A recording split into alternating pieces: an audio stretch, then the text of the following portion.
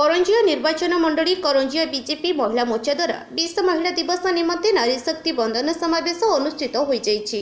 स्थानीय संगीत महाविद्यालय प्रांगण में जिला महिला मोर्चा साधारण संपादिका कल्पना पात्र नेतृत्व में अनुष्ठित यह समावेश में करंजिया बीजेपी पक्षर प्रधानमंत्री नरेंद्र मोदी को बात को सीधा प्रसार माध्यम उपस्थित महिला कार्यकर्ता और कर्मी को देखा जाइथिला।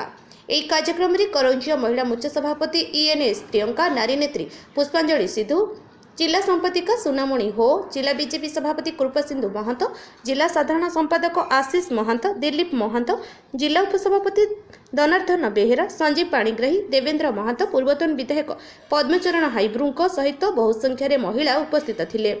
एही अवसर में एक मिश्रण पर्व अनुष्ठित होइथिला। वरिष्ठ नेता गमाहो सिंह नेतृत्व में कुलीपोसी सरपंच सुकुमती सरदार समेत 30 जन वर्तमान पूर्वतन पंचायत निर्वाचित प्रतिनिधि बीजेपी जोग देइथिले।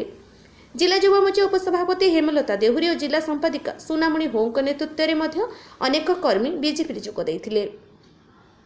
करंजियारू सत्यव्रत मिश्रଙ୍କ रिपोर्ट, गोगली न्यूज।